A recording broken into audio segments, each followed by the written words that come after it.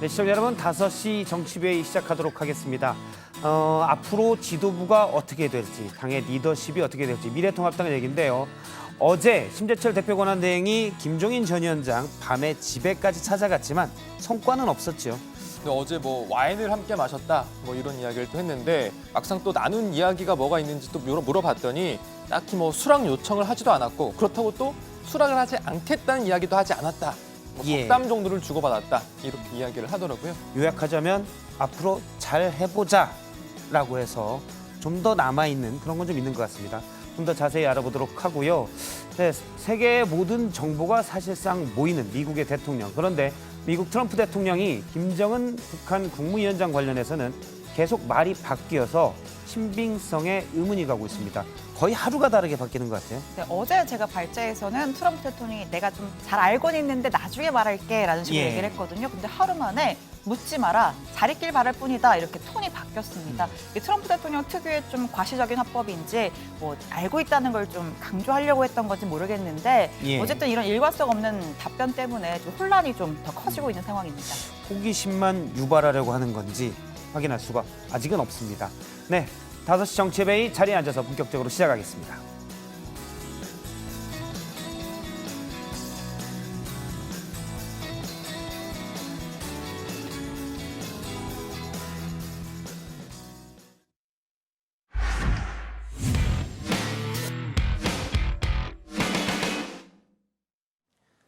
네, 미래통합당 얘기부터 해보도록 하겠습니다. 임기가 길어야 넉 달로 제한된 김종인 비대위에 대해서 어제 심재철 대표 권한대행이 김종인 전 위원장 집에까지 찾아갔지만 뚜렷한 대답은 듣지 못했습니다. 미래통합당 지도체제의 전망은 여전히 오리무중, 혼란 속입니다. 고석순 반장이 짚어봤습니다. 네, 김종인 비대위는 통과됐는데 정작 김종인 전 위원장은 없는 그런 상황. 김종인 없는 김종인 비대위, 현재 통합당 상황입니다. 상임 정국위가 의결 정족수 미달로 무산되면서 8월 전당대회 개최 규정을 바꾸지 못한 데 따른 후폭풍이 상당합니다. 서너 달 임기의 관리형 비대위는 맞지 않겠다고 공언해온 김종인 전 위원장은 어제 8월 전당대회까지 운영되는 비대위 체제가 통과됐다는 소식이 전해진 후에 이런 반응을 보였습니다. 나는 아무 얘기 듣지도 못해서 지금까지. 나는 지금까지 아무 무슨 얘기를 들어본 적이 없어. 난 그 사람들이 뭐를 했는지 내가 잘 알지를 못하니까. 자, 그래서 나는 아무것도 모른다, 들은 것도 없다던 김종인 전 위원장에게 심재철 대표 권한대행과 김재원 정책위 의장이 직접 찾아갔습니다. 자택으로 갔습니다. 물론 이 심재철 대표 권한대행 일행보다 먼저 김종인 전 위원장 자택을 찾은 사람, 아니 꽃바구니가 있었는데요. 자, 보시죠. 바로 이은재 의원이 이 알록달록 축하 꽃바구니를 김 전 위원장 자택으로 보냈습니다. 꽃바구니에 보니까 축하합니다. 국회의원 이은재 올림이라고 쓴 리본까지 정성스레 달아서 보냈는데요. 뭘 축하한다는 걸까요? 비대위원장직 수락을 거절한 걸 축하한다는 걸까요? 궁금합니다. 자, 아무튼 그건 그렇고 심재철 대표 권한대행과 김재원 정책위 의장은 김 전 위원장과 30여 분간 대화를 나눴는데요. 와인도 마셨다고 하고요. 무슨 이야기 나눴던 걸까요? 전에 저녁도 너와 와인 한 잔에 붉어진 내 얼굴 입안 가득히 퍼진 그 향에 조금은 어지러운 기분 지나 We date, I'll always be your mate 내일도 우린 떨어지지 않을 거예요 언제나 우린 어제와 똑같을 거예요. 자, 와인 3잔 정도를 마시고 나왔다고 하더라고요. 좀 더 구체적으로 무슨 이야기를 나눴는지 오늘 김재원 정책위 의장이 설명해줬습니다. 어쨌든 전국위원회에서 의결을 했으니까 그 상황은 설명을 드려야 되고 향후에 저희들이 조금 더 여러 가지 노력을 할 테니까 저희들 좀 지켜봐 달라 그런 정도 말씀드리러 간 겁니다. 그렇게 말씀드리고 그래서 좀 덕담하고 또 걱정하는 말씀 하시고 그렇게 돌아왔습니다. 그러니까 어차피 김종인 전 위원장이 수락할 만한 상황이 아닌 건 모두가 알고 있으니 수락 요청을 하지도 않았고 그렇다고 수락하지 않겠다는 이야기를 듣지도 않았다는 겁니다. 덕담만 나눴다는 거죠. 그래서 오늘 오전에 김종인 전 위원장에게 다시 물어봤습니다. 내가 관심이 없다고 얘기를 했으면 그걸로 끝나는 거지 뭘 더 이상 무슨 얘기를 더 해. 이제 지난번 여기 선거 도와주면서 내가 선거 끝나면 내 일상으로 돌아간다고 그러지 않았어. 그러면 됐지 뭐 더 이상 할 얘기가 없어. 들으신 그대로입니다. 임기 문제가 해결되지 않으면 김종인 전 위원장이 마음을 돌릴 가능성은 현재까지는 없어 보입니다. 상임정국위원회를 다시 소집해서 관련 규정을 고치지 않는 한 뚜렷한 방법은 없을 것 같은데요. 일단 김재원 정책위 의장 이야기 좀 더 들어보죠. 이제 조금 더 여건을 좋게 만들어 보기 위해서 오늘 최고회의를 열어서 이 난국을 어떻게 타개해 나갈 건가라는 걸 의견을 모아보고 우리가 무슨 조치를 할 수 있다면 한번 다시 그 조치를 해보고 그렇게 해야 되지 않느냐는 오늘 뭐 최고회의 열어서 한번 용기를 모아봐야죠.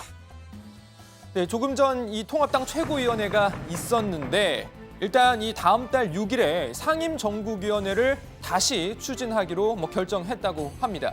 자, 하지만 이 지도부 움직임과 별도로 통합당 내부에선 반발도 여전합니다. 조혜진 전 의원의 말입니다. 그런 과정을 전혀 생각 안 하고 무조건 기한 제한 없어야 되고 정권이 줘야 내가 일을 할 수 있다고 생각하시는 그 사고가 저는 정말 이해가 안 돼요. 다수가 사실은 반대라고 봐야 됩니다. 그까지 계산하면 반대가 훨씬 더 많은 거죠. 그래서 저는 김종인 비대위원장께서 어제 당헌 당규상으로는 의결이 됐음에도 불구하고 못 받아들이는 이유가 임기도 있지만은 비토가 훨씬 더 많구나라고 강박적으로 느끼시는 것 아닌가. 김종인 비대위 자체에 대한 호불호를 떠나 김종인 카드는 이미 물 건너갔다는 의견도 많습니다. 당초에 이 조기 전당대회보다는 비대위 체제를 지지했던 장제원 의원은 오늘 이렇게 말했습니다. 더 이상 김종인 비대위에 대한 미련은 버렸으면 좋겠습니다. 시간 낭비이자 갈등만 재생산하는 소모적인 미련입니다. 네, 이 미래통합당은 제1야당이죠. 의석수는 크게 줄어들지만 그래도 21대 국회에서 역시 제1야당입니다. 제1야당의 자중질환은 통합당 내부는 물론이고 정치권 전체로 봐도 썩 좋은 일은 아닐 겁니다. 자, 통합당은 어떤 선택을 할까요? 김종인 비대위는 출범할 수 있을까요? 통합당 이야기 들어가서 더 해보겠습니다. 자, 일단 오늘 발제 이렇게 정리합니다. 김종인 비대위 무산 후폭풍, 통합당 갑론을박. 예, 미래통합당 얘기를 좀 더 해보도록 하겠습니다. 일단 저희끼리 좀 얘기를 하고 미래통합당의 쓴소리를 많이 해왔던 분이죠. 미래통합당 여의도 연구원장을 지냈던 김세현 의원을 반장들하고 일단 좀 얘기를 하고 좀 이따가 스튜디오에서 인터뷰를 해보도록 하겠습니다. 자, 김재원 정책위의장이 대책을 최고위원회에서 논의하겠다고 했는데 일단 최고위 얘기는 6일 날, 다음 달 6일이면 얼마 남지 않았습니다. 다음 달 6일 날 다시 상임전국위원회를 열겠다는 거네요. 네, 그렇습니다. 지금 어제 무산됐던 이 상임정국위가 8월 전당대회 규정, 이 규정을 삭제를 해서 이 김종인 비대위원장 취임을 하게 된다면 김종인 비대위원장의 임기를 늘려주는 그런 효과를 기대했던 건데 그게 무산됐던 거 아니겠습니까? 그런데 지금 이 최고위원회가 조금 전에 있었는데 이 다음 달 6일에 무산됐던 상임정국위를 다시 추진을 하기로 결정한 것으로 지금 전해지고 있습니다. 그러니까 거기서 다시 비대위 체제에서는 8월 전당대회를 뺀다. 그래서 김종인 비대위가 넉 달짜리 관리형이 아닌 대선 전까지 좀 힘을 가질 수 있도록 규정을 바꾸겠다는 거죠. 네, 그렇습니다. 예, 일단 반발도 있지만 상임정국위를 또 지켜봐야 될 것 같고요.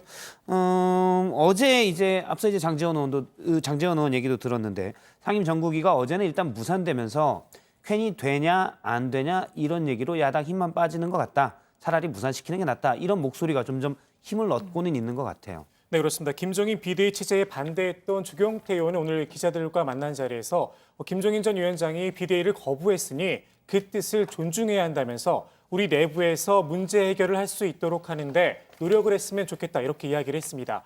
조혜진 전 의원도 라디오 인터뷰에서 정상적인 절차대로 5월 초에 원내대표를 뽑고 8월에 정기 전당대회를 해서 지도부를 구성하면 된다 이렇게 또 이야기를 했습니다. 김병준 전 비대위원장도 페이스북 글을 통해서 김종인 비대위를 접고 우리 스스로 구원투수가 되자 이렇게 주장을 했습니다. 일단 야당 내에서 생각하기에는 김종인 체제를 반대하고 있는 조경태 최고위원의 경우 본인이 당대표 하려고 한다라는 해석이 있고요.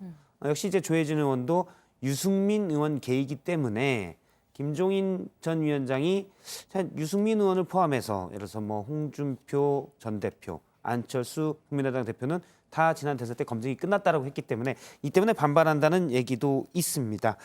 서로 이제 그래서 각자 이해관계에 따라서 얘기를 한다는 비판이 일부에서도 있고요. 홍준표 전 대표도 언급을 했죠.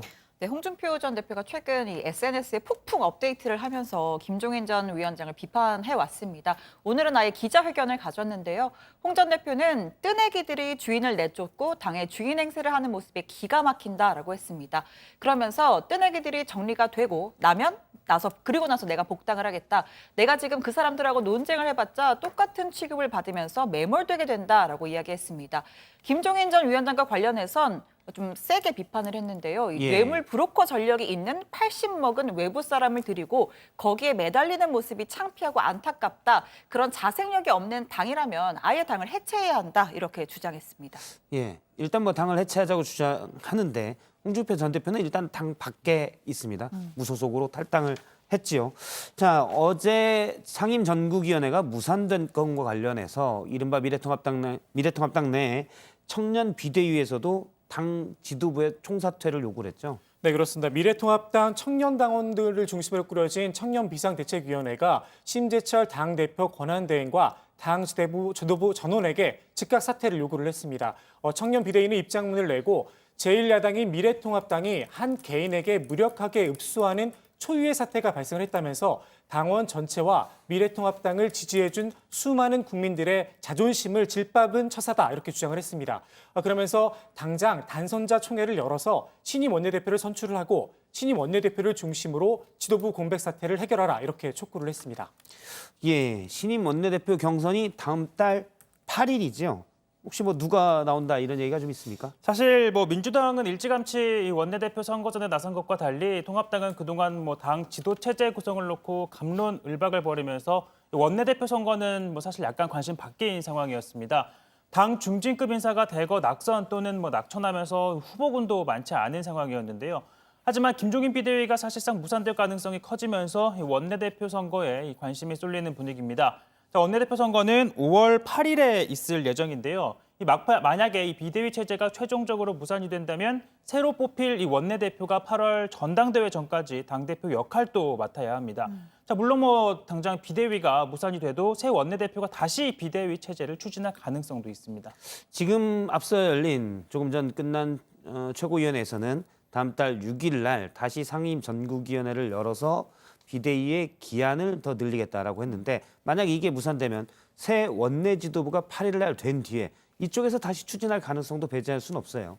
그런 가능성도 있을 것으로 보고 원내대표 후보는 또 누가 혹시 나오는 사람이 있습니까? 일단 뭐 부장 말씀하신 것처럼 전에 좀 선행돼야 될 과제가 있다 보니까 예. 지금 뭐 원내대표 후보 누가 나온다, 누가 도전한다 공식적인 언급은 많지는 않습니다. 공개적으로 밝힌 의원은 없고요. 이 당내 중진급 의원 상당수가 21대 국회 문턱을 넘지 못했기 때문에 후보군 자체도 많다고는 할 수가 없습니다. 일단 선수를 기준으로 보면 다선 의원들이 우선적으로 자천, 타천 거론이 되는데 5선의 주호영, 조경태 의원과 서병수 전 의원 등이 거론이 되고 있습니다.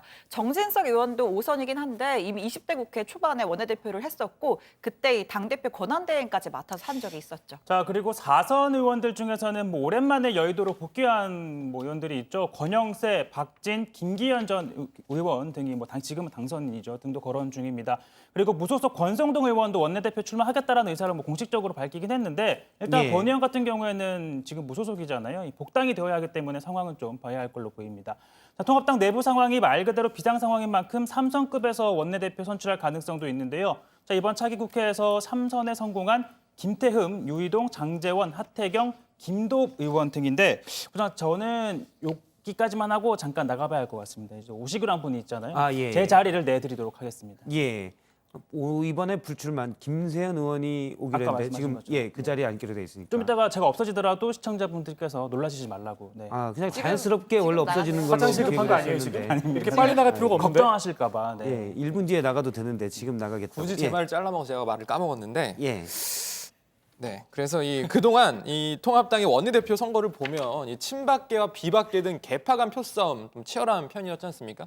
자, 그런데 예. 이번 선거는 총선 참패로 개파 색이 상대적으로 옅어졌다는 평가가 지금 많이 있습니다. 그래서 이전보다는 인물 대결 또는 수도권 대 영남 같은 이 지역 중심 대결로 갈 가능성이 커 보입니다. 또 이 민주당과 비슷한 부분인데 이 통합당 역시 이번 총선에서 초선 의원들이 대거 당선 또 됐잖아요. 그래서 이 전체 지역구 당선자 84명 중에 지금 40명이 초선인데요. 초선들의 표심이 어디로 갈 것인가 이 부분도 중요한 변수가 될 것으로 보입니다. 저도 이제 몇몇 야당 의원들과 좀 소식통을 해서 물어보니까 이른바 소식통이죠. 주영 의원 같은 경우는 비대위 체제가 끝난 뒤에 대선을 관리하는 당대표에 좀 더 관심이 있어 보이고요. 조경태 최고위원도 마찬가지인 것 같고 권성동 의원이 이제 원내대표 하겠다라고 공개적으로 좀 얘기를 하는데 복당이 돼야 하기 때문에 그게 선행돼야 되는데 일단 쉽겠냐, 당장은 쉽겠냐라는 의견이 좀 있는 것 같습니다. 정진석 의원도 이번에 5선이 됐지만 이전에 사실 당대표 권한대행까지 당시 탄핵 국면했기 때문에 원내대표는 관심 없고 나중에 당대표 쪽에 관심이 있을 것 같습니다. 알겠습니다. 일단 야당 소식은 여기까지 보고요. 야당 발제는 이렇게 정리하도록 하겠습니다. 김종인 비대위 무산 후폭풍, 통합당은 갑론을박. 예, 계속해서 미래통합당 얘기를 조금 더 할 텐데요. 의견을 좀 듣기 위해서 불출마를 선언했었고 당의 쓴소리를 요즘 가장 많이 하고 있는 의원입니다. 뭐 좀비라는 얘기도 했었고요. 차라리 해체해라 이런 얘기가 나왔는데 김세현 의원님을 스튜디오에 모셨습니다. 안녕하세요. 안녕하십니까? 예. 어제 저희가 발제해서 40대 기수로 나면서 조익신 반장이 김세현 의원 얘기를 많이 했더라고요. 그래서 한번 모셔서 좀 더 얘기를 들어보자. 그래서 이렇게 모시게 됐습니다. 바로 본론으로 들어가서 좀 여쭙도록 하겠습니다. 왜냐하면 당 상황이 급하니까요. 네. 김종인 전 위원장이 미래통합당의 비대위원장을 맡을까요? 현재 당원 부칙 수정이 되지 않으면 어제 상임전국위원회가 하려고 했었던 그 의결이 되지 않으면 예. 임기가 8월 31일까지로 제한된 상태에서는 아마 무산될 가능성이 매우 높은 것으로 생각을 합니다. 그러면 상임전국위원회가 조금 전 최고위원회 결정대로 5월 6일 날 다시 열려서 임기를 그 부칙 조항을 빼주면 그러니까 임기를 늘리면 맡을까요? 그런데 현실적으로 45명의 정원 중에서 과반 출석이 돼야 되는데 어제 17명이 참석했습니다. 그래서 남은 기간에 6명을 추가로 이 출석을 하게 할 수 있을지에 대해서 좀 회의적인 전망들이 있기 때문에 거기에서 아마 제동이 걸리지 않을까 하는 가능성을 예측해 봅니다. 저희 현장 취재 기자의 보고에 따르면 네. 조경태 최고위원, 김태흠 의원 등이 몇몇 그 상임 전국위 위원들에게 참석하지 마라라고 얘기를 했다고 하던데 그러면 몇몇 김종인 비대위 체제를 반대하는 몇몇 의원들이 계속 그런 목소리를 낼 경우 45명의 정족수인 과반인 23명 이상은 모이기가 힘들다고 보시는 거군요. 보통 이렇게 당내에서 쟁점이 있는 사안들에 대해서 이 의견들이 엇갈릴 경우에 한두 명의 의견을 바꾸는 것도 현실적으로 쉽지 않은 경우들이 많이 있습니다. 그래서 이렇게 6명씩 의견을 바꿔낼 수 있을지는 지금 현재 당대표 권한대행 맡고 계시는 심재철 원내대표께서 노력 중이시지만 지금 본인 낙선 이후에 여러 가지 또 어려움을 겪고 계셔서 현실적으로 쉽지 않아 보입니다. 쉽지 않을 것 같다. 그러면 김세현 의원님은 이 미래통합당은 해체가 답이다라고 했었고요. 해체가 안 된다면 그나마 김종인 비대위 체제가 낫다라고 했었습니다. 김종인 비대위 체제도 안 될 것으로 보시는데 그러면 당은 어디로 가야 됩니까? 그래서 지금 산으로 올라간다, 바다에서 표류 중이다, 또 지하 1층에서 2층으로 가는 중이다 여러 가지 설이 있는데 지금 상황에서는 답이 보이지 않습니다. 그래서 이런 리더십 실종 사태 그리고 더 중요한 것은 우리 대한민국 전체가 나아가는 방향에서 지금 당의 다수 의원들이나 또는 당선인들은 아직 어떤 결정을 내릴지 모르겠습니다만 또 당원이나 지지층의 관심이 이런 당의 재건보다는 또는 당의 회생보다는 사전 투표 부정선거론 이런 데 지금 휩싸여 있기 때문에 현실 인식 능력에 있어서 심각한 결함을 지금 가지고 있다고 생각합니다. 그래서 나아갈 길을 찾는 것이 현재로는 참 쉽지 않은 상황입니다. 예. 뭐 여러 번 질문을 아마 받으셨을 것 같은데 네. 김종인 전 비대위원장이 뭐 이른바 40대 기술론을 얘기하시면서 1970년대생 그리고 경제를 공부한 분이 다음 대선에 나섰으면 좋겠다 이렇게 이야기를 했습니다. 근데 당 안팎에서 의원님을 꼽고 있습니다. 어떻게 보고 계십니까? 그거에 대해서. 제가 처음에 정치 입문할 때부터 보완적인 역할을 하겠다. 즉 전면이나 중심에 서지 않고 옆에서 뒤에서 돕는 역할을 하겠다고 스스로 역할 설정을 하고 들어왔었기 때문에 그 부분에 있어서는 참 안타깝게 생각을 합니다. 왜냐하면은 얼마나 사람을 그동안 키워넣지 않았으면 예. 저처럼 원래 제 역할을 설정하고 들어온 사람한테까지 관심이 돌아온지에 대해서 좀 안타까운 생각이 들었습니다. 그러면은 본인은 40대 기수가 될 수 없다는 말씀이신가요? 뭐 제가 지금까지 생각해왔던 역할이 아닙니다. 네. 예. 뭐 생각한 역할 저도 사실 정치부의 팀장 역할을 생각하지 않았는데 작년 말 인사조치에서 아니 인사정책회에서 제가 지금 정치부의 팀장이 돼 있거든요. 예. 예, 뭐 그 이제 제가 임기가 한 달 있으면 끝나기 때문에 뭐 시민의 한 사람으로서 열심히 응원하겠습니다. 네. 일단 뭐 당에서 맡겨진다면 맡을 수는 있죠. 깃발을 들라고 하면 길을 들을 수는 있죠. 뭐 현재 당에서 제가 워낙 욕을 많이 먹고 있어서 예. 그런 일이 현실화될 거라고 생각하지도 않습니다. 알겠습니다. 그러면 김종인 전 위원장이 얘기한 40대 기수론에는 본인이 기수가 아니더라도 동의하십니까? 뭐 40대라는 연령을 특정해서 말씀하셨다기보다는 기존의 이 정치 지도자급에 계신 분들의 이런 현실 인식이나 또는 그분들의 패러다임하고는 다른 세상이 펼쳐지고 있기 때문에 예. 뭔가 세대 교체가 필요하다는 차원에서 말씀을 하신 걸로 이해를 하고 있습니다. 그러면 제가 한 가지 더 여쭤보면 유승민 의원과 친하셨잖아요. 네네. 유승민 의원은 50대인데. 그런데 연령이 특정될 필요가 없다고 생각하는 게 예. 70대라도 또는 지금 김종인 위원장님 같은 경우는 80대라도 예. 충분히 20, 30대와 소통할 수 있는 그런 능력과 해안을 가지고 있을 수도 있고요. 또 예. 나이가 20대, 30대라도 훨씬 더 위의 연령대보다도 더 낡은 생각을 갖고 있을 수도 있기 때문에 예. 생물학적 연령으로 그렇게 판단하는 것은 오류가 있을 수 있다고 생각합니다. 김종인 전 위원장과는 지난 2012년, 11년에 만들어졌던 박근혜 비대위 때 같이 비대위원으로 활동하셨었잖아요. 네. 아마 그때 하신 걸 보시면서 저분이라면 우리 비상시기에 미래통합당의 리더가 될 수 있겠다라고 생각하셨을 법도 한데 그 김종인 비대위장은 얼마 전 한 인터뷰에서 홍준표 전 대표, 유승민 의원, 안철수 국민의당 대표는 이미 지난 대선에 검증이 끝났다라고 얘기를 했거든요. 앞서 말씀하신 40대 기수론의 정신이라고 해서 세대교체로 해석을 한다면 유승민 의원도 세대교체의 대상이 될 수 있다는 게 김종인 비대위 전 위원장의 생각인 것 같습니다. 여기에 대해서는 어떻게 보십니까?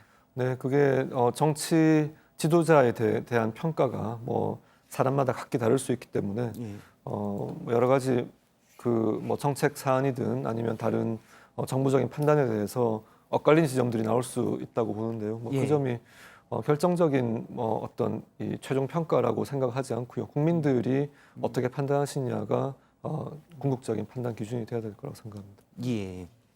김수현 의원님 나는 당장 기수가 될 생각은 없지만 조력자 역할을 할 거다라고 말씀은 하셨는데 어쨌든 장기적으로 보면 정치 계속 하시는 거잖아요. 근데 얼마 전에 이 박지원 의원이 김세현 의원님 참 착하고 좋고 성실하신 분이다. 다만 정치 도련님이다 이런 표현을 좀 사용을 하셨어요. 그래서 리더십을 발휘할 수 있겠느냐라는 표현을 했는데 좀 이해 동의하시는지 아니다라고 하면 어떻게 반박하실 건지 궁금합니다. 예, 제가 정치에 입문할 때부터 뭐 제 자력으로 되었다고 할 수는 없습니다. 저희 뭐 선대에서 기업이나 정치 활동을 해오신 기반 위에서 제가 입문을 하게 되었기 때문에 그에 대해서 제가 뭐 다른 좀 평가들에 대해서 제가 뭐 항변할 수 있는 입장이 있다고 생각하지는 않고요. 다만 이 지금 당이 처해 있는 현실을 볼 때 제가 해야 될 역할이라는 것은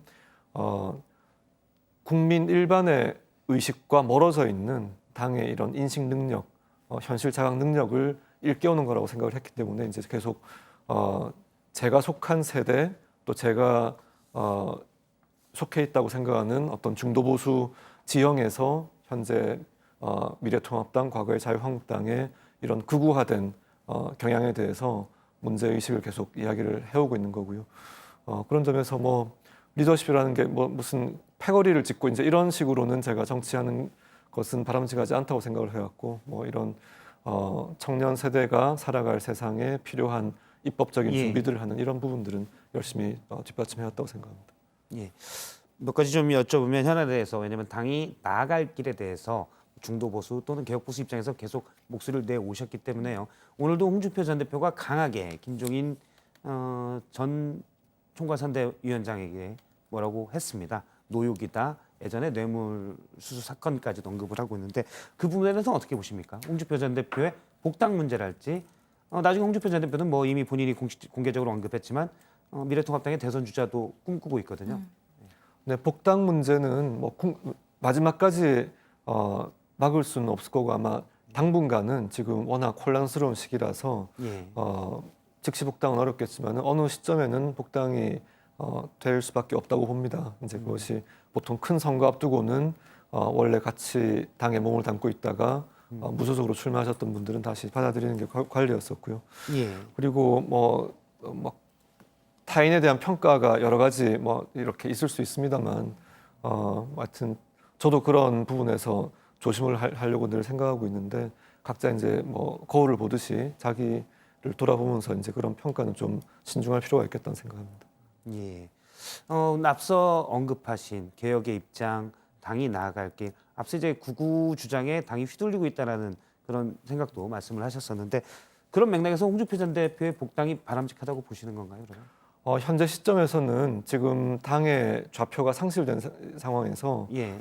조금 더 정돈이 된 다음에 논의되는 것이 바람직하지 않을지 생각되고 이제 저의 더 근본적인 문제의식은 예. 현재 미래통합당이 이대로 존속할 수 있느냐 거기에 대해서 저는 처음부터 이대로는 곤란하다는 인식을 가져왔기 때문에 이제 좀 다른 차원에서 답변을 드린 겁니다. 더 근본적인 문제와 현재 좀 지엽적인 문제라고 보겠습니다.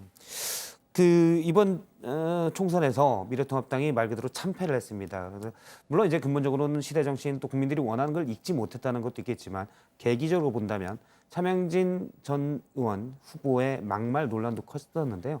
당시 공천위원이셨잖아요. 네.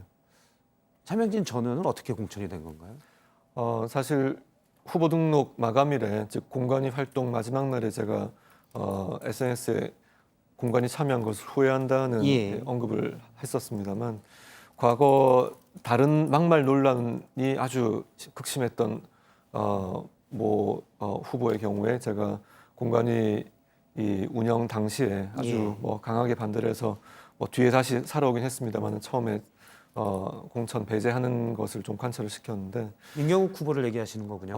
제가 실명은 거론하지 않겠습니다만 그 차명진 후보 경우도 저하고 18대 때 의정활동 같이 하셨고 제가 좋아했던 선배님인데 요즘에 너무 좀 극단적인 이 언행으로 좀 기우셔가지고 안타까웠는데 수도권에 미칠 영향이 상당히 클 것이라는 점을 계속 경고하면서 좀 반대 입장을 이제 마지막에 합의가 될 때도 저는 반대 의사를 피력을 했었습니다만 그 부분을 좀 더 강하게 반대를 해서 제지하지 못했던 것이 후회의 한 지점으로 남습니다. 반대 의견을 냈지만 전체 공관 입장에서는 받아들이지는 않았던 거였군요. 네. 예, 알겠습니다. 또 지금 이 앞선 답변에서 어느 정도 좀 답이 나오신 것 같기도 하고 또 약간 이른 질문이기도 한데 지금 오거돈 부산시장의 사태로 지금 부산시장이 공석이고 내년에 보궐선거가 있을 예정인데 혹시 부산시장 선거에 출마하실 가능성은 좀 있으실까요? 네, 아직 1년 뒤의 일이고 또 제가 12년 동안 공직에 이렇게 일을 할 수 있었던 것도 큰 영광으로 생각하고 이제 물러나는 입장에서 지금 그 결정을 지금 할 수 있는 상황도 아닌 것 같고 입장도 아닌 것 같습니다. 앞서 근데 이제 40대 기술원에 대해서는 원래 꿈꿨던 역할이 아니다라고 얘기하셨는데 부산시장에 대해서는 꼭 그렇게 언급하지는 않으시죠? 아니요, 큰 맥락에서 생각해보진 않으셨다라는 거죠. 큰 맥락에서 제가 다르게 보는 건 아닙니다. 예. 사실 궁금한 게 있습니다. 통합당이 이제 길을 잃었다고 표현하셨는데 계속 통합당이 길을 잃는 상태고 지지부진하다 그러면 예전에 당 해체도 말씀하셨잖아요. 그러면 20대 때처럼 바른미래당이라든가 어떤 새로운 길을 바른정당처럼 새로운 길을 찾을 가능성도 있으신 건가요? 제가 당 해체를 주장했던 이유가 바른정당이 실패했던 그 교훈을 이렇게 돌이켜보면서 말씀드렸던 건데요. 자유한국당이라는 이 뿌리가 이렇게 깊은 큰 나무가 물론 고사되고 있었지만 또는 고사된 상태였지만 이 묘목을 심어가지고는 경쟁이 되질 않았습니다. 그래서 아예 해체를 하고 백지에서 새로 2개의 묘목, 3개, 4개의 묘목이 새롭게 경쟁을 시작한다면은 충분히 국민 대표성을 인정받는 보수적 통을 이룰 수 있는 그런 새로운 이 정당이 자리를 잘 잡을 수 있다고 생각이 되어서 해체를 하자고 말씀드린 겁니다. 예. 알겠습니다. 조익신만 혹시 추가로 물어볼? 예, 저는 이제 궁금한 건. 예, 다 해결됐습니다. 제가 이해를 제대로 했는지 모르겠지만 예. 그 묘목이 그러면 여러 개 정당으로 쪼개자는 말씀이신 건가요? 각자 정체성에 따라서? 네, 이게 그 본체가 있는 상태에서 새롭게 작은 실체가 만들어져서는 공정 경쟁이 되지 않기 때문에 공정하게 경쟁을 하자는 거죠. 알겠습니다. 시간이 많이 지났기 때문에 더 여쭤보고 싶은 것도 많고 얘기하고 싶은 것도 많은데 일단 여기까지 오늘 듣도록 하겠습니다. 미래통합당의 김세연 의원이었습니다. 고맙습니다. 감사합니다. 예, 다음은 민주당 소식을 좀 보도록 하겠습니다. 오거돈 전 부산시장이 성추행으로 물러났고요. 이어서 더불어시민당 비례대표로 당선된 양정숙 당선인의 부동산을 둘러싼 의혹이 커지고 있습니다. 결국 더불어시민당이 오늘 제명 결정을 내렸는데요. 관련 소식 최종영 반장 발제로 짚어보겠습니다. 네, 양정숙 당선인 2016년 총선에서 민주당 비례대표 공천을 받았을 당시에 신고한 재산 49억 원입니다.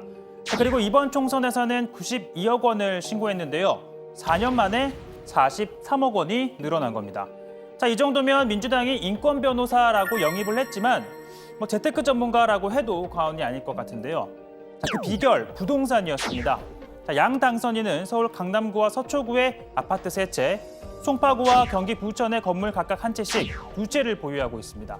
그 외에도 일부 부동산은 매각을 해서 상당한 차익을 거두기도 했습니다. 이게 조금 많이 증액됐다고 그렇게 된 부분에 대해서는 저도 제가 의도한 바는 아니지만 죄송스럽게 생각하고 부동산 가액 상승분에 대해서는 좋은 취지로 가계부채 해결이나 헤비타트 등 좋은 취지로 쓰도록 하겠습니다. 다만 여러 대목에서 석연치 않은 대목이 발견이 됐습니다. 일부 아파트는요, 매입 의사가 없는 남동생 명의를 도용을 해서 공동으로 등기를 해놓고 판 다음에는 매각 대금을 주지 않았다는 의혹인데요. 그러니까 부동산 실명법을 위반하고 세금을 덜 냈을 가능성이 크다는 겁니다. 또 2015년 어머니로부터 아파트를 상속받았는데 등기는 2018년에서야 했습니다. 그리고 지난해 8월 이를 팔았는데요. 그러다 보니까 그 사이죠. 2016년에 있었던 20대 총선과 이번 총선 재산 신고에서는 이 아파트가 모두 빠진 겁니다.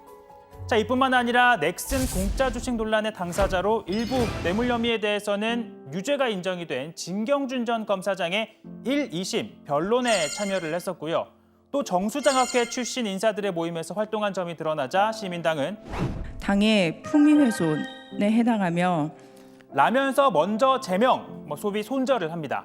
다만 앞서 먼저 공천을 했던 민주당도 책임에서는 자유로울 수 없어 보이는데요. 검증이 부실했던 거 아닌가. 네, 라면서 사실상 당 차원의 실수를 인정을 했습니다. 그러다 보니 이해찬 대표 역시 당 차원의 공식 사과가 필요하다라고 밝혔습니다. 더불어민주당은 양정숙 당선인에 대한 비례대표 후보 검증 과정이 미흡했던 점에 대해 책임을 통감하고 국민 여러분께 깊이 사과드립니다. 본인 스스로 당선인 신분에서 사퇴하는 것만이 옳은 길이라고 생각합니다. 자, 이렇게 사퇴하라라고 했지만 당사자는 억울하다라는 입장입니다. 당에서 다 소명을 해서 제가 당선인까지 될 수 있었던 것입니다. 자, 그러니까 이미 공천 과정에서 긁어졌던 문제고 당이 소명이 된다고 판단을 해서 나한테 공천을 줘서 당선이 됐는데 이제 와서 사퇴를 하라는 건 억울하다라는 거겠죠. 자, 일단 시민당은 제명을 했으니 자신에게 공천을 준 민주당과 얘기를 하고 싶다라고 밝혔는데요. 그 또한 쉽지 않을 걸로 보입니다. 저는 민주당으로 돌아가서 민주당하고 의논을 하고 싶습니다. 시민당의 결정을 존중할 겁니다. 복당 심사를 거쳐도 받아주지 않겠다라는 원칙으로 저희가 이해하면 될까요? 네, 그렇게 이해하셔도 좋습니다. 만일 양 당선인이 스스로 사퇴하지 않고 민주당이 또 받아주지도 않는다면 결국 양 당선인은 21대 국회가 개원하면 무소속 비례대표 의원이 됩니다. 결국 시민당과의 통합을 앞두고 있는 민주당 입장에서는 의석수가 하나 줄어들게 셈인데요. 다만 시민당이 당선 무효 소송을 제기하거나 또 부동산에 둘러싼 의혹이 사실로 드러나 최종적으로 재판에서 유죄가 확정돼 의원직을 잃게 된다면 시민당 비례대표 18번 후보가 이어받게 됩니다. 자, 총선에서 압승을 거두긴 했지만 민주당으로선 연이어 악재가 터진 셈인데요. 자, 앞서 오거돈 전 부산시장과 관련해서는 이 통합당이 연일 파문을 키우고 있는 모양새입니다. 이미 당내에 민주당 성범죄 진상조사단까지 꾸렸는데요. 그 단장을 맡은 곽상도 의원이 청와대가 오 전 시장 사건을 미리 알고 은폐한 것이다라고 주장합니다. 그뿐만 아니라 오 전 시장은 총선이 끝나고 나서도 시장직을 유지하고 싶어 했지만 이 민주당 내에서 소위 민주당 여권 내에서 끌어내린 것이란 의혹을 제기합니다. 그런데 선거일 다음 날 우리 미래통합당 당선인들한테 이분이 일일이 전화해서 부산시정 협조 요청했다고 합니다. 시장직 유지할 생각이 있었는데 왜 갑자기 의사를 바꿨느냐. 총선 앞두고 친문 이너서클이 오 시장 사퇴 결정했다. 오 시장은 관련해서 친문과 민주당 쪽에 선한 감정을 여러 번 드러냈다. 이런 것들은 다른. 자, 하지만 이 부산에서 역시 또 재선에 성공한 이 민주당 전재수 의원, 자, 이건 무책임한 주장이다라고 반박을 했는데요. 오 전 시장은 비호의 여지가 없는 상상을 초월하는 일을 저질렀다. 이 청와대나 여당의 개입은 있을 수 없는 일이라며 곽상도 의원의 주장에 이렇게 말합니다. 이 21세기는 무슨 거대한 권력이 작동을 해가지고 이 어마어마한 일을 다 입을 맞추고 모든 사람들을 조종을 하고 이게 가능한 일입니까? 이게 속에서나 가능한 일입니다. 상식을 가진 사람의 눈으로 볼 때는 어떻게든 엮으려고 하는데 이건 정말로 해서도 안 되고 이건 정말 소설 그 이상도 이하도 아닙니다. 알겠습니다. 네, 오늘 발제는 이렇게 정리해 보겠습니다. 양정숙 악재의 민주당 공식 사과, 복당은 불가입니다. 예, 속보를 하나 전해드리도록 하겠습니다. 좋지 않은 소식인데요. 예, 경기도 이천의 물류창고에서 오후 1시 반쯤 불이 났었는데 현재 화재 사망자가 25명으로 확인이 되고 있습니다. 일단 불은 3시간 만에 꺼졌는데 사망자가 많이 늘었네요. 네, 일단 이 방역 당국에 따르면 오늘 오후 1시 반쯤 경기도 이천시 모가면에 있는 한 물류 창고에서 화재가 발생했는데요. 저희 회의 시작하기 전에 5시 기준으로 6명이 사망한 것으로 집계가 됐었는데 네, 지금 들어온 소식에 따르면 사망자가 25명으로 늘어난 상황입니다. 화재가 발생했을 때 이곳에서는 9개 업체 78명이 근무 중인 것으로 파악이 됐는데 현재 아직까지 연락이 닿지 않은 사람이 있어서 좀 추가적인 피해가 우려되는 상황이라고 하고요. 지금 화재 직후 소방당국이 대응 2단계를 발령을 해서 펌프차 한 70여 대 그리고 소방관 한 150명이 투입이 됐습니다. 4시 반쯤에 지금 보시는 큰 불길은 잡힌 상태인데 지금 불이 시작된 곳이 지하로 추정되는 상황에다가 현장에 유독성 연기가 좀 많이 남아 있어서 지금 잔불길을 잡는 데는 조금 어려움을 겪고 있다고 합니다. 화재 원인은 아직 밝혀지지 않았는데 조금 전에 소방당국의 브리핑이 있었습니다. 소방당국의 설명에 따르면 이 사망자들이 전혀 대피하지 못한 것으로 보이는 점 등을 비춰볼 때 원인을 알 수 없는 폭발이 있었던 것으로 추정이 된다라고 했고요. 불이 굉장히 빨리 확산된 것으로 보이는데 가연성 물질인 우레탄 폼과 관련한 작업을 하고 있었을 가능성이 있다고 설명을 했습니다. 네, 이 정세균 국무총리는요, 경기천 이번 이 화재에 대해서 신속한 인명구조와 화재 진압 조치를 취하라고 긴급 지시했습니다. 정세균 총리는 행정안전부 장관과 소방청장, 경찰청장 등 관계부처는 가용할 수 있는 모든 장비와 인력을 동원해 건물 내부를 신속히 수색해서 최우선적으로 인명을 구조하고 화재 진압에도 최선을 다해달라고 말했습니다.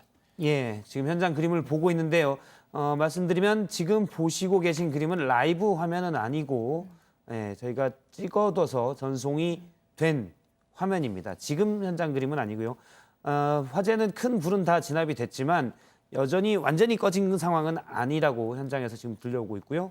예, 지금 연기가 많이 나고 있던 모습은 조금 지금 당장 상황은 아닙니다. 저희가 전송받은 화면입니다.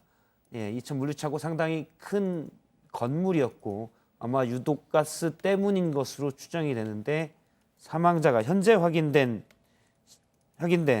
사망자만 25명입니다. 모두 78명이 일하는 곳이었고요.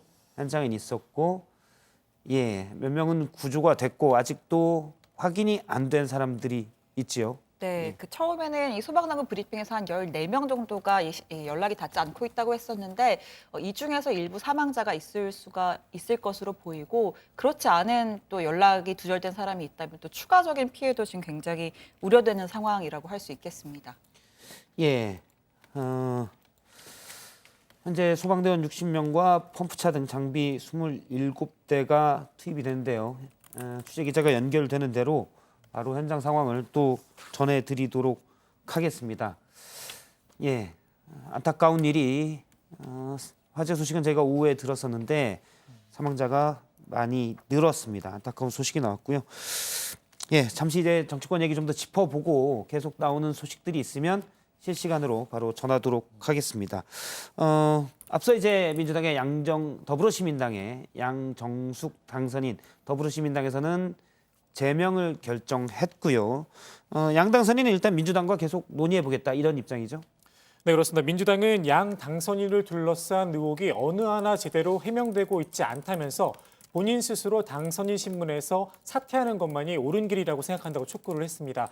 아시다시피 양 당선인은 당초 민주당이 공천을 하고 비례대표 5번을 부여하면서 당선 안정권에 있던 인물입니다. 결국 민주당 스스로 검증이 부실했다는 점을 인정을 한 건데요.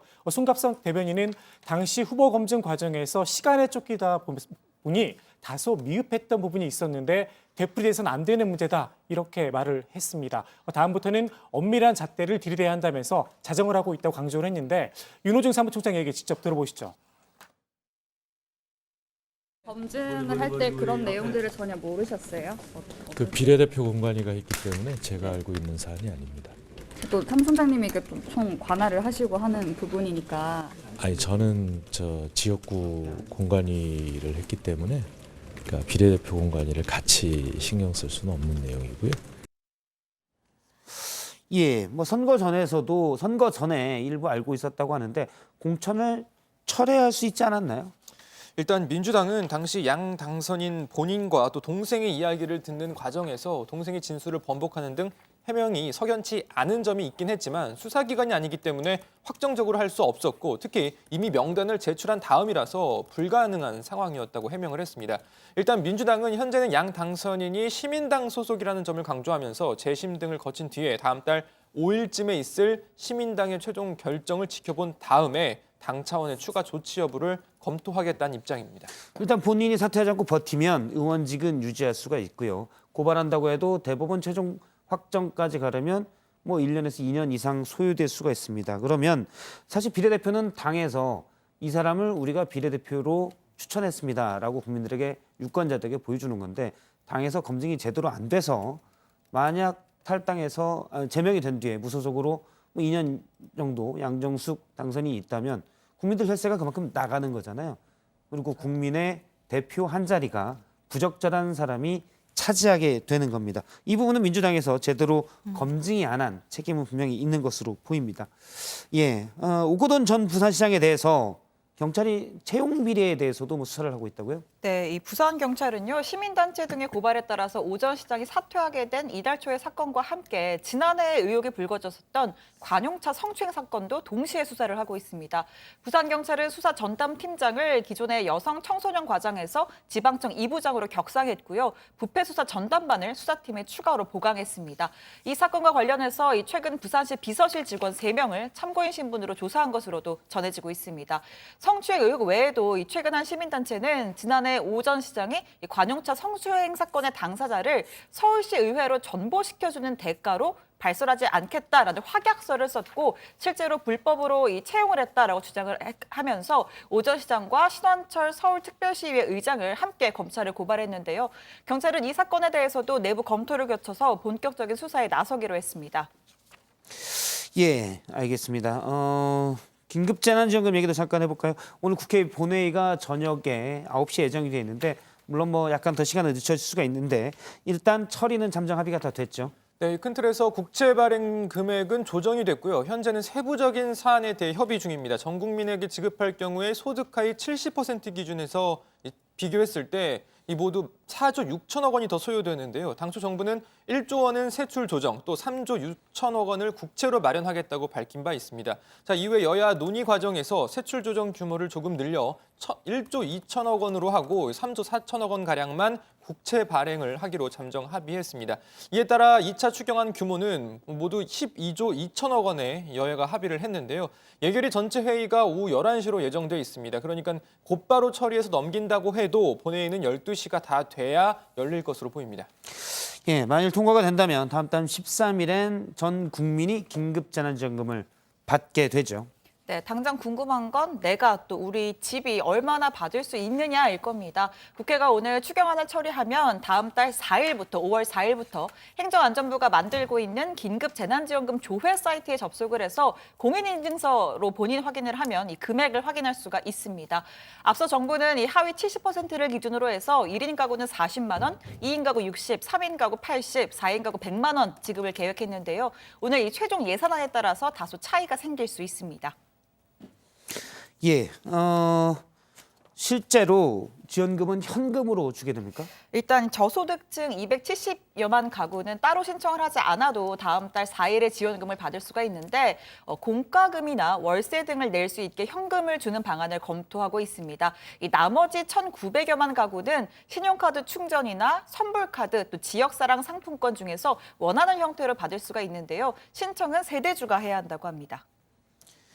예, 실제 그 얼마씩 받을 지자체에 따라서 조금씩 다를 수도 있잖아요. 네, 일단 뭐 정부 100만 원을 주겠다라고는 했지만 각 지자체에서 이미 재난지원금 명목에 지원금을 준 지자체들이 일부 있잖아요. 예. 그 지자체 같은 경우에는 그 목만큼은 제외를 하고 준다는 건데 왜냐하면 정부가 100만 원을 주기로 했지만 거기에 대한 20%는 지자체에서 부담을 하라고 했습니다. 그러니까 이 20%에 해당되는 몫을 미리 줬다면 그만큼은 긴급 재난지원금으로 보고 그걸 빼고 준다는 얘기인데 쉽게 설명해서 경기도 같은 경우에는 경기도에서 10만 원, 각 지자체에서 10만 원씩 줬기 때문에 4인 가구를 기준으로 삼는다면 100만 원 가운데 20만 원은 빼고 80만 원만 받게 된다는 겁니다. 예, 알겠습니다. 지금 앞서 이천 물류창고 공사 현장에서 화재가 나서 25명이 숨졌다는 소식 전해드렸는데요. 보도국 취재기자를 연결해서 좀 더 자세한 상황을 들어보도록 하겠습니다. 강신우 기자가 연결이 돼 있는데요. 강신우 기자 나와 있죠? 네, 보도국입니다. 예, 정확히 이 화재가 어디에서 시작이 된 건가요? 예, 경기도 이천시 모가면 소고리 한 물류창고 공사장에서 오늘 오후 1시 32분에 불이 났다는 신고가 접수됐습니다. 지상 4층 지하 2층인 물류창고 지하 공사 현장입니다. 신고 후 10분 뒤 소방 선착대가 도착해 화재 진압에 나섰고 3시간 만에 큰 불길은 잡았습니다. 소방 당국은 담당 소방서는 물론 인접 소방서 대여섯 곳의 인력과 장비를 동원해야 하는 상황인 대응 2단계를 발령했습니다. 예, 정확히 지금까지 숨진 것으로 확인된 사람들은 몇 명이고 인명피해가 또 늘어날 우려도 있습니까? 네, 시간이 갈수록 인명피해도 크게 늘고 있습니다. 현재까지 25명이 사망한 것으로 확인됐고 1명이 중상, 6명이 경상을 당한 것으로 파악되고 있습니다. 불이 날 당시 9개 업체 노동자 78명이 작업을 하고 있었습니다. 이들 가운데 10여 명이 연락이 닿지 않고 있다고 소방당국은 전했습니다. 추가 인명피해에 대한 확인은 여전히 진행 중인 겁니다. 이천시청은 긴급 안전 문자를 발송하고 인근 주민들에게 외출 자제 등 주의를 당부했습니다. 예, 화재 원인은 지금 파악이 됐습니까? 소방당국은 물류창고 지하 공사 현장에서 불이 시작된 것 같다고 전했습니다. 또 화재 확산이 굉장히 빨랐던 것으로 미뤄 우레탄 폼 작업 중 불이 난 것으로 추정됩니다. 정확한 화재 원인은 불이 완전히 꺼진 후 조사할 수 있을 것 같습니다. 불이 지하에서 난 데다 유독성 연기가 많이 남아있기 때문입니다. 예, 알겠습니다. 보도국에서 강신우 기자였습니다. 계속 들어오는 속보가 있으면 연결해서 자세한 상황을 짚어보도록 하겠습니다. 지금 이제 공사 중인 물류창고에서 화재가 났는데 이게 뭐 4층에 철골 구조 건물이라고요? 네, 그렇습니다. 지하 2층 그리고 지상 4층에 그러니까 총 6층짜리 건물이고 현재는 지하에서 불이 난 것으로 추정을 하고 있습니다. 연면적은 4,000제곱미터 정도 되는 큰 규모이고요. 9개 업체에서 총 78명의 직원들이 근무하고 있던 것으로 파악되고 있습니다. 초기에 폭발이 있었던 것으로 지금 소방당국이 추정하고 있는데 유독성 연기가 굉장히 많이 나온 것 등에 비춰볼 때 우레탄폼 관련 작업을 하고 있던 것으로 현재 추정을 하고 있습니다. 알겠습니다. 예, 그러면 계속 속보가 들어온 대로 전해드리도록 하고요. 계속 국회 상황 등도 짚어보도록 하겠습니다. 다음은 조익신 반장 발제를 들어보도록 하겠습니다.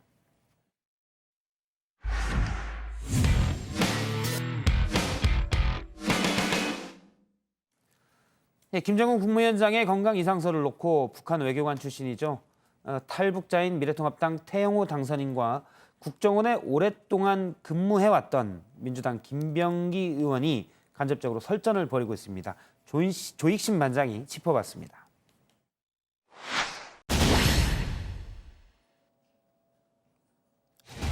삼인 성호, 세 사람이면 호랑이도 만든다. 근거 없는 말이라도 여러 사람이 말하면 고지 듣게 된다는 뜻입니다. 북한 김정은 국무위원장의 건강 이상설이 딱 이렇습니다.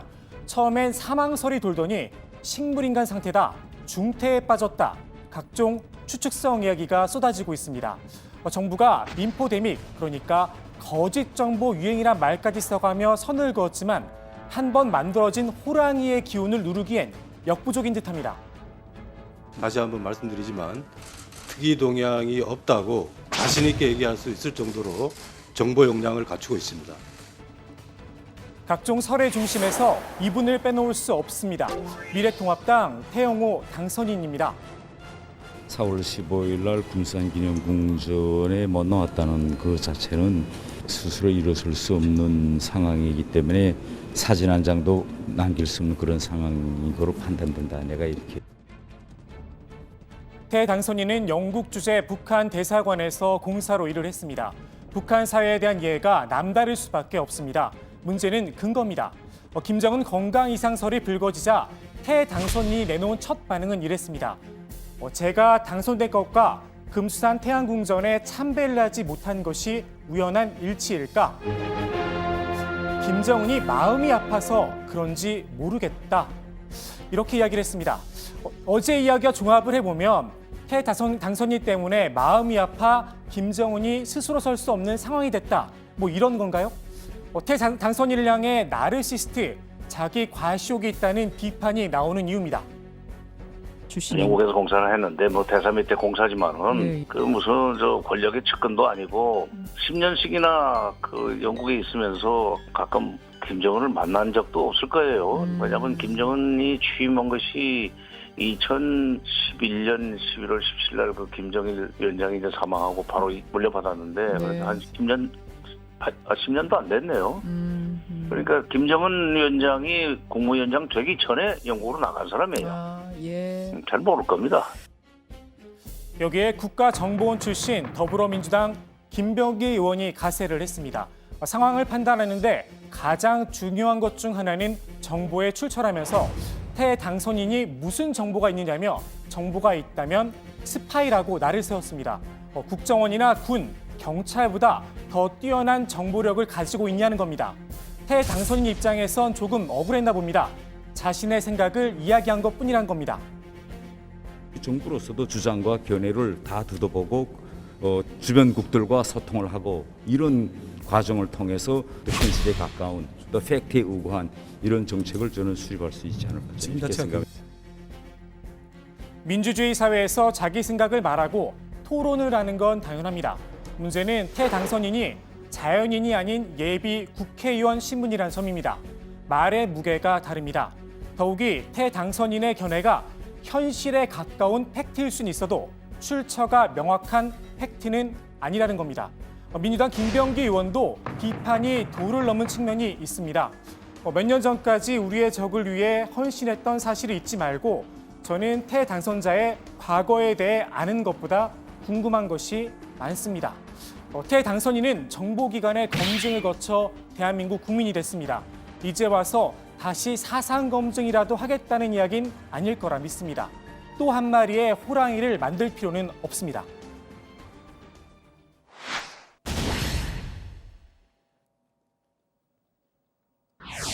(180석의) 공룡 여당, 21대 국회의 첫 원내 사령탑은 누가 될까? 이를 놓고 여러 가지 분석이 나오고 있는데요. 최종혁 반장은 개파를 중요한 변수로 꼽았습니다. 자, 어제 정성호 의원이 출마 선언을 한 데 이어 예상했던 대로 김태년, 전해철 의원이 오늘 출사표를 던졌습니다. 자, 상대적으로 개파색이 옅은 정 의원과 달리 김, 전 이 두 의원 모두 소위 친문계로 꼽히죠. 결국 경선에서는 친문계 지지층의 표심이 어떻게 나뉘느냐, 관전 포인트가 될 걸로 보이는데, 그런데 말입니다. 정작 후보들은 만물 개파설에 고개를 좌우로 흔들었습니다. 더불어민주당에는 친문 비문의 구별이 의미가 없다고 생각합니다. 친문 비문 이렇게 민주당 안에 든 의원들을 그렇게 구분하는 것에 대해서는 별로 동의를 하지 않습니다. 더불어민주당 당선자 모두는 문재인 정부의 성공을 열망하고 있습니다. 한마디로 이번 원내대표 경선에서 이른바 문심은 따로 없다는 겁니다. 대신 이심이 주요 변수로 등장을 했습니다. 벌써 구애 전쟁이 시작됐습니다. 가장 영향력 있는 유권자 아니겠습니까? 저를 도와주셨으면 좋겠다 이런 바람은 갖고 있죠. 이낙연 전 총리가 누구의 손을 들어주느냐에 따라 경선 판도가 바뀔 수 있다는 겁니다. 이에 대해서 일단 이 전 총리 측은 손사래를 쳤습니다. 어떻게 특정인을 지지하겠느냐는 겁니다. 자칫 줄 세우기로 비칠 수 있다는 우려도 작용한 듯합니다. 정작 이 총리의 관심은 누가 되느냐보다 호남 출신이 되느냐에 관심이 있다는 분석도 나옵니다. 호남에서 원내 사령탑이 나온다면 같은 호남 출신인 이 전 총리 입장에선 당대표에 도전하기 껄끄러워질 수 있다는 겁니다. 이 전 총리가 당대표에 욕심이 있다면 말입니다. 오늘 제가 준비한 소식은 여기까지입니다. 오늘 국회 발제 이렇게 정리합니다. 차기 원내대표 이순환에 있소이다. 예, 조익신 반장의 발제를 받고요. 지금 이천 화재 소식이 계속 들어오고 있습니다.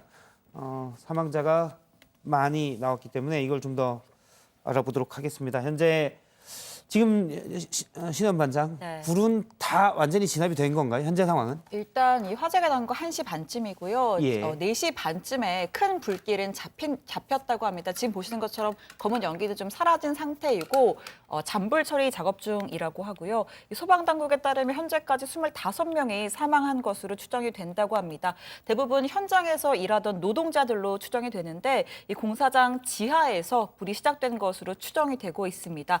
소방당국이 지하에서 불이 났다라는 신고를 받고 출동을 했고 인력 64명, 장비 27대를 동원해서 지금 진압을 마무리 작업을 하고 있고 해당 건물은 연면적 4,000제곱미터의 지하 2층에서 지상 4층까지 철골조 건물이라고 합니다. 이 소방당국은 현재 아직 확인되진 않았지만 우레탄 발포 작업 중에 유증기에 불이 붙어서 이 폭발과 대형 화재가 발생한 것으로 추정하고 있습니다. 지금 대응 2단계가 발령이 된 상황인데요. 대응 2단계는 이 해당 지역의 담당 소방서는 물론이고 이 주요 근처에 있는 소방서 대여섯 곳에서도 이렇게 동참해서 인력을 동원하는 단계입니다. 그만큼 이번 화재가 좀 컸다라고 볼 수가 있고요. 이 불이 날 당시에 이천 날씨가 좀 건조하고 초속 6m 정도의 바람이 또 불고 있었다고 합니다. 지금도 좀 바람이 불고 있다고 하는데 지금 큰 불길은 잡혀서 좀 다행인 상황이고요. 이 정세균 총리가 신속한 진압과 구조를 하라면서 이 지시를 현장에서 지시를 계속해서 내리고 있는 상황입니다. 예, 이천 소방서장의 브리핑이 있었죠. 이천 소방서장은 일단 화재 원인이나 지금 화재 진압 상황에 대해서는 어떻게 얘기를 했습니까? 네, 일단은 이번 화재 원인에 대해서는 구체적인 내용은 밝혀지지 않았는데요. 어쨌든 화재가 진압이 되고 난 다음에 현재로서는 인명을 구조하는 게 우선이기 때문에 원인에 대해서는 차후에 이제 뭐 감식 작업이 이루어질 걸로 보입니다. 현재 이천 소방서장에 따르면요, 발생 원인은 조사를 하고 있는데 당장 이 원인을 파악하기 어려운 이유는 뭐 조금 전에 있었던 브리핑에 따르면 지하 2층, 이게 불이 지하 2층에서 발생하다 보니까 아직 진압이 뭐 마무리가 되어 완전하게 진압이 되지 않은 상태여서 구체적인 원인을 파악하기가 좀 불씨를 힘들다. 다 잡은 건 아니라는 거죠. 네, 그렇기 큰 불은 때문에 다 잡혔지만 말씀드린 것처럼 또 인원을 임명을 또 먼저 구조하고 또 검증하는 게 우선이기 때문에 좀 일단 거기에 방점이 찍혀 있었다라고 했고요. 다만 이 폭발적인 인명 피해, 그러니까 너무 많은 인명 피해가 나고 있는 데에 대해서는 이 대피를 하지 못할 정도로 또 옷이 전부 화상을 입은 상태였다고 합니다. 그러니까 아까 신혜원 반장도 설명을 했었는데 좀 가연성 물질인 우레탄과 관련해서 좀 화재가 갑작스럽게 발생을 하고 폭발이 발생함으로 인해서 안에 근무하고 있던 노동자들이 피할 수 있는 시간조차 확보하지 못한 상태에서 이게 화재가 발생한 걸로 좀 추정을 해 볼 수 있을 걸로 보입니다. 다시 말씀드리면 이 소방 당국에서는 이제 화재 원인과 관련해서는 지금 조사 중이다라는 게 현재 입장이고요. 현재로서는 이제 인원을 좀 임명을 구조하는 게 더 우선인 사항에 두고 있습니다. 사망자들이 전혀 대피하지 못한 상황에 비춰봤을 때 원인을 현재까지는 알 수 없는 폭발이 있었던 것으로 보이고 또 불이 굉장히 빨리 확산된 걸 봤을 때 가연성 물질인 우레탄 폼과 관련된 작업을 하다가 이 폭발이 발생한 걸로 지금 추정이 되고 있습니다. 지금 명확한 화재 원인은 나오지 않았지만 소방당국에서 파악하기에는 갑작스런 폭발이 있었기 때문에 지하 2층의 유증기, 그러니까 유증기는 기름의 수증기고 그러니까 휘발성이 아주 높은 공기가 지하 2층에 찬 상태에서 작업 중에 불꽃이 튀고 폭발하지 않았을까라고 현재 추정하고 있는 것으로 보입니다. 이건 뭐 아직은 일단 인명 구조가 가장 우선이 돼야 될 것으로 보이고요. 예, 지금 원래 뭐 9개 업체에서 78명이 작업한다고 했고 지금 많은 사망자가 나왔고요. 아직도 연락이 닿고 있지 않은 사람들도 일부 있죠. 그렇습니다. 현재까지 당국이 파악한 바로는 78명이 현장에서 작업을 하고 있었던 것으로 지금 파악을 하고 있습니다. 그중에서 현재 25명이 안타깝게 지금 사망한 것으로 전해졌고요. 사망자는 일부 이천병원으로 이송이 됐다고 합니다. 그리고 중상자 1명은 아주대병원, 또 경상자들은 바른병원 1명, 참좋은병원 2명, 다보스병원 1명, 파티마병원 1명, 아주대병원 1명, 분당 서울대병원 1명 등 이렇게 이송이 된 것으로 파악되고 있습니다. 예, 이천 화재는 지금 큰 불은 꺼졌는데 정리해드리면 처음 불이 난 것으로 추정되는 지하 2층은 일부 불씨가 남아있고요. 현재 인명 구조 작업이 계속 진행 중입니다. 소방당국에 하면 현재 확인된 사망자는 25명이고요. 아직 최종 원래 이 현장에 78명이 있었기 때문에 아직은 연락이 닿지 않은 사람들이 또 일부 있다고 합니다. 계속 소식이 들어오는 대로 전달하도록 하겠습니다. 예, 다음은 청와대 발제로 미국 상황과 북한 상황 잠깐 짚어보도록 하겠습니다.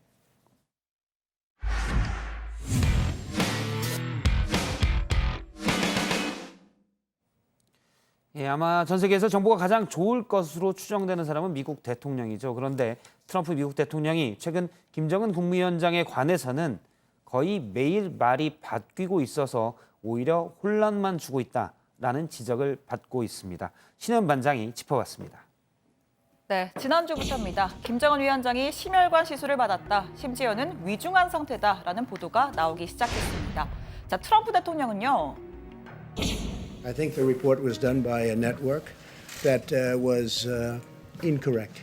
CNN is fake news. Don't talk to me. Go ahead, please. 라고 맨 처음에 답변했습니다.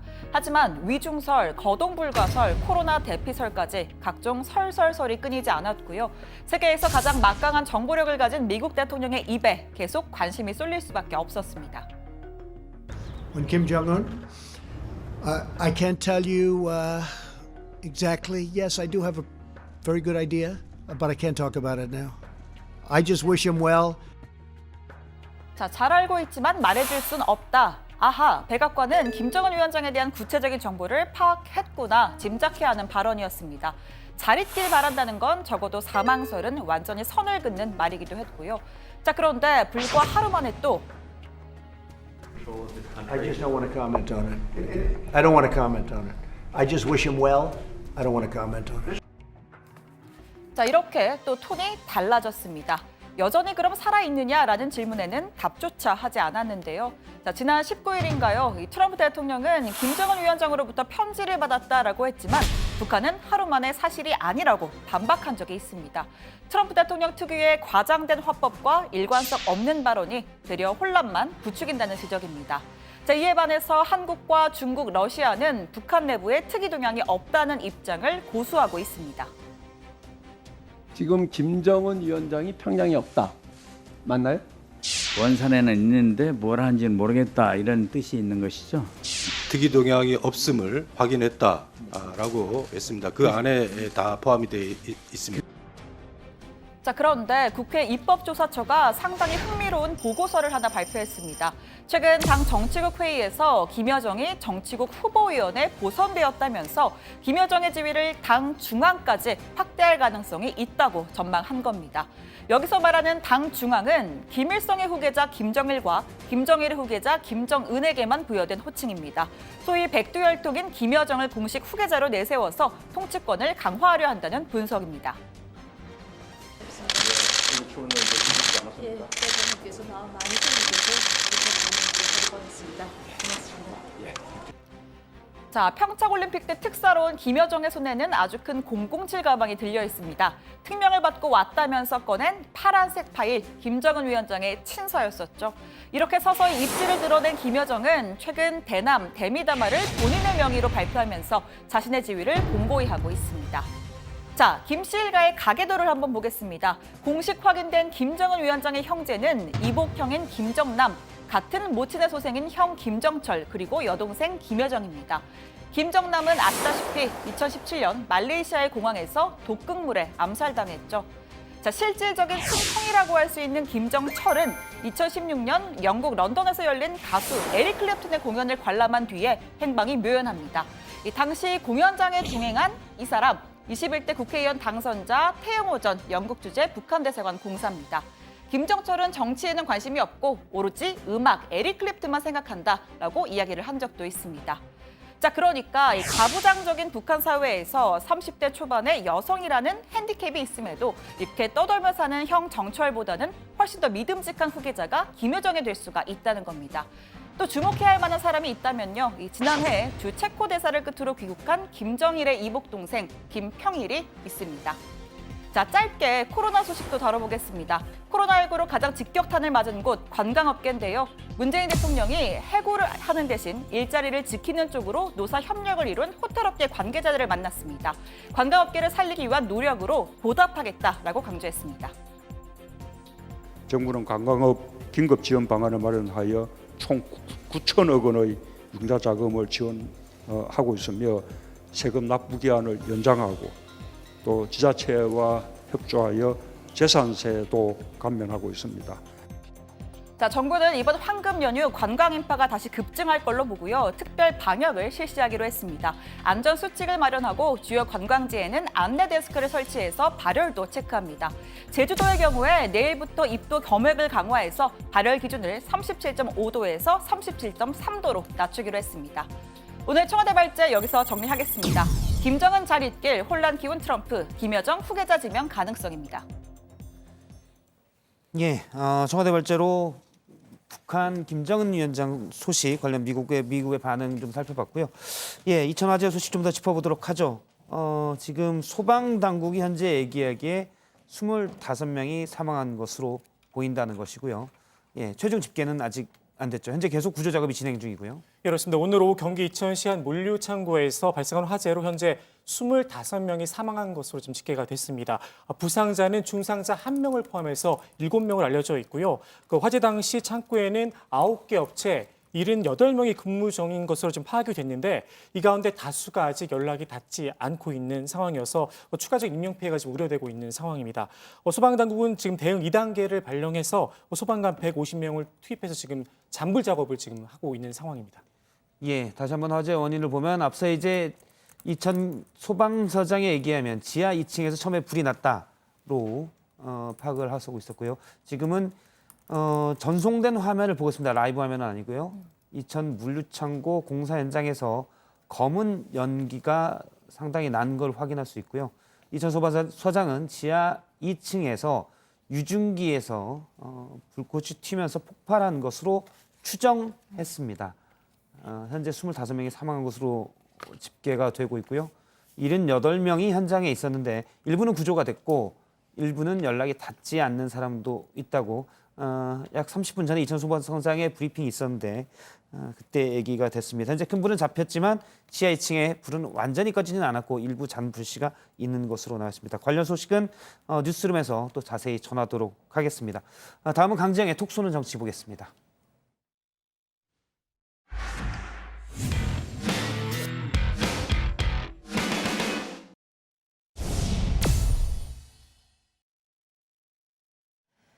안녕하세요. 톡 쏘는 정치의 강정입니다. 코로나19 확산 이후 아시아인에 대한 차별과 혐오에 대한 소식 최근 자주 접하셨죠?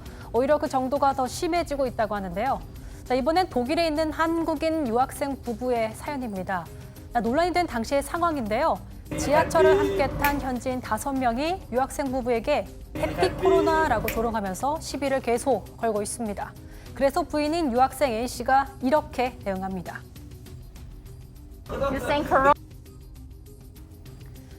증거를 위해서 카메라 촬영이 계속돼도 거리낌없이 계속 웃거나 더 보란 듯이 사진을 찍고 심지어 위협적으로 다가오기까지 합니다.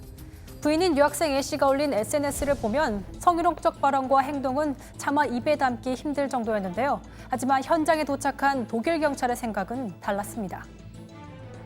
그 경찰 중에 한 명이 그거는 인종차별이 아니다 이렇게 말한 거예요. 경찰은 독일 현지인들을 두둔하고 오히려 피해자인 부부에게 훈계까지 했다고 합니다.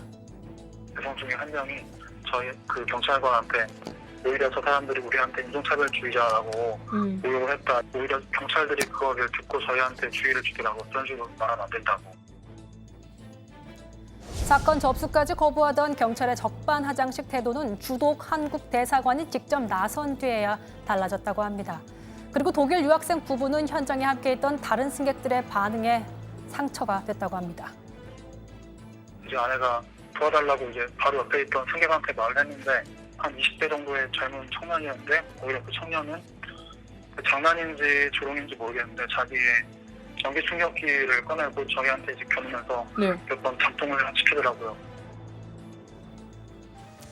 이런 차별과 혐오는 국경을 가리지 않고 벌어지고 있습니다. 캐나다에서는요, 보시는 것처럼 갑자기 한 백인 남성이 모자를 쓴 90세 노인을 이렇게 밀쳐냅니다. 알고 보니 단지 아시아계라는 이유 때문이었다고 합니다. 그리고 최근 뉴욕에선 아시아계 여성이 염산 테러를 당하는 일까지 있었죠. 이런 아시아계 혐오 사태에 대해서 할리우드 한국계 미국인 배우 존 조 역시 정면 비판을 했습니다. 신종 코로나가 발생하면서 특정 인종, 국가에 대한 인종차별은 더욱 심화된 분위기입니다. 눈에 보이지 않는 바이러스는 지금 전 세계를 고통스럽게 하고 있는데 그 바이러스만큼 무서운 건 인종차별과 같은 사회적인 문제일 겁니다. 우리가 극복해야 할 건 바이러스뿐만이 아닌 것 같습니다. 오늘 준비한 5시 정치부의 소식은 여기까지고요. 이천 화재 소식은 8시에 시작되는 뉴스룸에서 8시보다 조금 앞에 시작을 합니다. 뉴스룸에서 자세히 전하도록 하겠습니다. 시청해주신 여러분 고맙습니다.